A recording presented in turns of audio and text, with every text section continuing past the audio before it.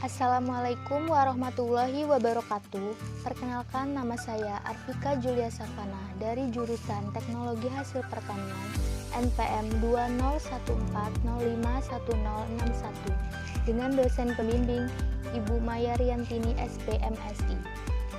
Di sini saya akan menjelaskan 10 perubahan perilaku konsumen selama masa pandemi COVID-19. Sebelumnya kita harus tahu dulu apa itu COVID-19. COVID-19 adalah penyakit menular yang disebabkan oleh virus corona. Karena banyaknya warga Indonesia yang terkena penyakit ini, akhirnya pemerintah menerapkan kebijakan PSBB atau pembatasan sosial berskala besar. Kebijakan ini diterapkan sejak bulan Maret lalu. Saat itu semua aktivitas diliburkan. Anak sekolah belajar di rumah, orang yang bekerja pun bekerja dari rumah. Semua tempat perbelanjaan, tempat ibadah, tempat hiburan, kafe, dan lain-lain, semuanya ditutup. Yang tetap diperbolehkan dibuka hanya tempat belanja bahan pokok makanan.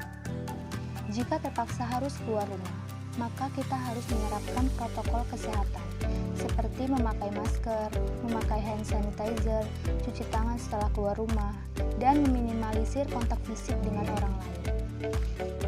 Selanjutnya, saya akan menjelaskan 10 perubahan perilaku konsumen selama masa pandemi COVID-19. Yang pertama, masyarakat semakin peduli terhadap kesehatan. Adanya pandemi ini, masyarakat semakin peduli terhadap kesehatan mereka maupun orang-orang terdekat. Mereka lebih sering mengonsumsi produk kesehatan. Permintaan atas produk kesehatan seperti vitamin, suplemen, dan makanan sehat, serta produk kebersihan seperti sabun, tisu, dan hand sanitizer semakin meningkat. Yang kedua, masyarakat fokus pada harga dan kebutuhan. Dengan dampak COVID-19 pada perekonomian, daya beli masyarakat cenderung menurun. Konsumen jadi lebih memprioritaskan harga dan kebutuhan pokok, seperti makan dan produk kebersihan saat membeli barang. Yang ketiga, lebih memilih berbelanja secara online. Imbauan social distancing membuat masyarakat memilih berbelanja secara online.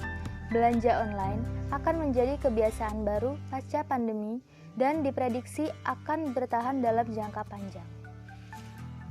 Yang keempat, meminimalisir kontak fisik dengan orang lain. Dengan adanya protokol kesehatan yang harus dilakukan untuk menghindari penyebaran virus, kini orang-orang memilih untuk tidak keluar rumah, kecuali untuk kepentingan yang mendesak. Orang-orang kini menghindari tempat ramai supaya tidak kontak fisik dengan orang lain. Yang kelima, lebih sering melakukan olahraga. Selama pandemi, orang-orang lebih sering melakukan olahraga di rumah dengan mempraktekkan gerakan workout, yoga, senam yang ada di YouTube.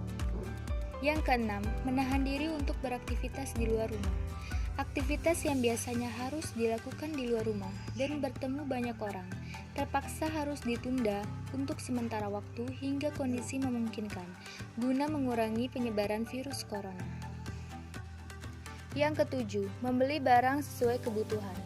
Karena kondisi keuangan terbatas, penghasilan menurun, bahkan ada yang sampai kehilangan pekerjaan sehingga tak berpenghasilan lagi. Maka daya beli masyarakat pun menurun. Mereka hanya membeli barang-barang yang dibutuhkan saja. Yang kedelapan, masyarakat lebih sering memasak di rumah. Jika terlalu sering membeli makan di luar, tentu akan membuat pengeluaran jadi lebih besar.